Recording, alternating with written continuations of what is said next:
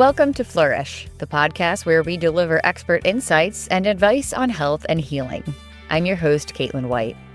Joining us today is Dr. Alex Pyatt, a solid organ transplant pharmacist from Prisma Health. We'll discuss an important topic, protecting your kidneys from medication-induced damage. Well, we are so glad to have you on the show today. To kick off our conversation, my first question for you is, what are the primary functions of the kidneys in the body? The kidneys are actually made up of about 1 million nephrons, which the nephron is what we consider the functional unit of the kidney. And they're designed to maintain homeostasis and balance in your body. And they do that by filtering your blood. So they filter your blood by removing waste, and that's excreted out of your body as your urine. They also regulate blood pressure, so they can control the amount of sodium and water that's actually in your blood and how much you actually will urinate out. The kidneys also produce enzymes and hormones that directly regulate your blood pressure. And they also stimulate the production of red blood cells, and they also activate vitamin D, which can be crucial for bone health. And overall, they also maintain your pH balance in your body. So kidneys play a huge role in keeping balance and homeostasis with your blood pressure, electrolytes, and how your body eliminates waste. So how do medications generally affect our kidney function? So that's a really broad question. It really depends on the medication, where it works, also where it's metabolized and excreted in the body. So I went to pharmacy school and we had years of pharmacology, pharmacokinetics, and just studying how different drugs work in your body, where they work. So medications can negatively affect the kidney if part of their mechanism of action is by decreasing the blood flow into the kidney or interfering with the kidney's ability to properly function in removing that waste that I talked about, creating that urine and filtering that waste.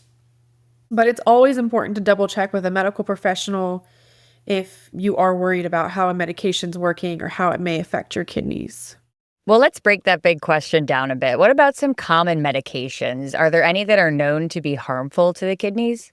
I think the scariest meds that can be harmful to the kidneys are the meds that you can take over the counter that people just aren't aware that are affecting their kidneys. And, so when a drug's prescribed by a doctor, they're able to follow patients' labs and make sure that their kidney function's doing okay on the meds. But, when you're taking a medication that you can buy at Walgreens or CVS over the counter, it's important for people to know that there is a class of medications called NSAIDs, and those are like your Advil, Aleve, Motrin, ibuprofen, goodies powders. So when you take this class of medications all the time, every day, and we consider them to be high doses for long periods of time, these can actually be harmful to the kidney, and that's because they do cause decreased blood flow to the kidney. So that's something to be aware of. Every once in a while for headache or aches and pains, that's okay. And sometimes people get a muscle injury and they do need to take an NSAID for, a week or two, and that's okay too. But it's those prolonged, chronic, everyday, for years, where we're going to see patients that we've actually seen come in that need, a kidney transplant, that have been on dialysis because of NSAID use. There's another class of drugs that we do get asked about every once in a while, and that's our PPIs, or proton pump inhibitors. Those are like pantoprazole or Protonix or omeprazole or Nexium. You might recognize some of those names that you can buy over the counter. These have not been proven to cause kidney failure or chronic kidney disease. Some studies suggest there's an increased risk. And then also, although it's rare, they can cause some swelling in the kidney. But in general, these are considered safe and effective. And we do use these in our post-kidney transplant recipient patients without concerns. There are many prescribed medications that can be harmful to your kidneys, especially if you have known kidney damage already. Any drug that's been FDA approved and studied has to go through trials where they look at how this drug's eliminated. Do we need to dose adjust it based on patient's kidney function? And that's part of my role as a pharmacist, is to make sure that we are adjusting these prescribed medications based on patient's kidneys function if we need to. Well, who is at higher risk of medication-induced kidney damage? That is a broad question. That one depends. So in general, if you already have kidney problems and that you know of, and a lot of times these can be hereditary. For example, polycystic kidney disease that can run kind of in the family. So a lot of times patients will know or go ahead and get tested and get worked up, and maybe they're already following with a nephrologist to follow their kidney function as they get older. So if you already have kidney problems, you're going to be at risk for drugs just being able to cause more damage than if you had no kidney dysfunction to start with. Older age, so kidney function actually just declines naturally with age.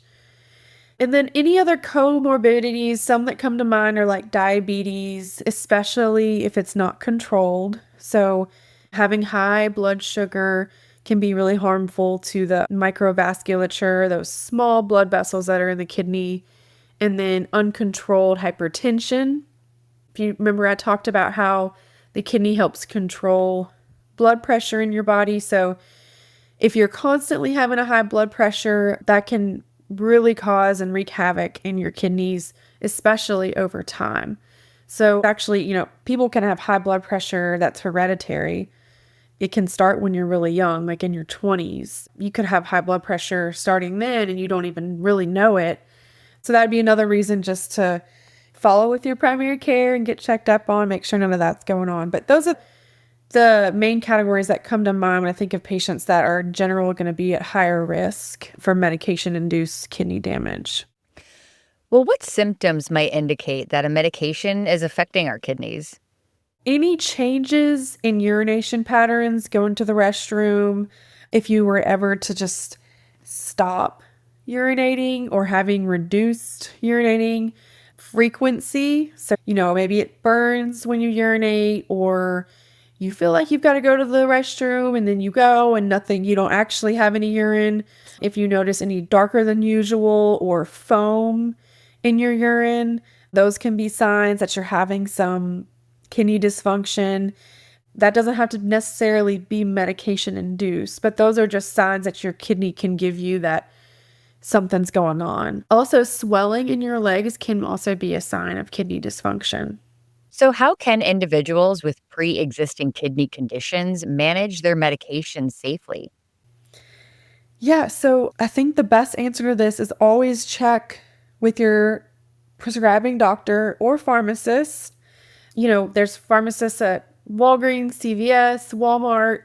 Always double check with them, disclose all the meds you're taking, including over-the-counter meds and supplements. There's a lot of drug interactions that can happen between supplements and herbal supplements and your prescribed medications that you don't even think about, that can cause unknowing kidney damage just because of the interaction that's happening. So I would say just always double checking with your doctor and or pharmacist to make sure that all the medications that you're taking are okay and they're okay to take together. Well, what steps should you take if you suspect that a medication is harming your kidneys? Yeah, so I would honestly just kind of lump it in with the last question of just talking to a healthcare professional, a doctor, a mid-level, whoever your primary care is, or if you have a nephrologist and your pharmacist. I wouldn't say necessarily to stop the medication unless it's a supplement that you're buying or over-the-counter med, but I would definitely try to get in contact with them before stopping your medication, especially, if it's for your blood pressure or blood sugar, something like that. I wouldn't want you to do that, but always double check with them. So how can our healthcare providers monitor our kidney function in patients taking medications that may harm kidneys? I mentioned earlier that any FDA-approved drug that's prescribed has been studied for its adverse effects and whether or not it can harm the kidney. They also look at whether or not it is metabolized through the kidney, if it's eliminated through the kidney, and if so, what dose adjustments need to be made based on how well someone's kidney function is. And are there alternative medications that are safer for our kidney health? I think it's just too broad of a question for alternative medications that are just in general safer for kidneys and whether it's prescribed. I think that, just because we have to adjust a medication that we prescribe based on your kidney function doesn't necessarily mean that it's not safe for the kidney. We just have to make sure that it's safely used. I will say, though, that for over-the-counter supplements in affecting kidney health, the FDA does not regulate herbal supplements, over-the-counter supplements for its dose, content, or pureness. There are few studies that show the benefit, and there can be a lot of drug interactions with over-the-counter meds and prescribing medications, so just re-emphasizing to make sure that those are all okay to take together. But if you already have kidney dysfunction, you're most likely already having to limit the amount of potassium and phosphorus that you can take, especially if you're already on dialysis. National Kidney Foundation website is a great resource for the public to use to get factual information on that. In general, there are fat-soluble vitamins, vitamin A, E, and K that can accumulate in your body and become toxic for patients that already have kidney disease. I do get asked this question a lot, especially with patients with the flu season and cold season. People ask me about vitamin C. And low doses of vitamin C are fine, but when you start taking higher doses, I would say 1,000 milligrams or more, it can cause a buildup of oxalate in your body, and that can actually cause kidney stones. So I would avoid that too, especially if you already have kidney disease. And then any creatine supplements can also increase some of your kidney function that we look at. So I would also try to avoid those as well. And are there any recent studies or advancements that have been made in understanding medication-induced kidney damage?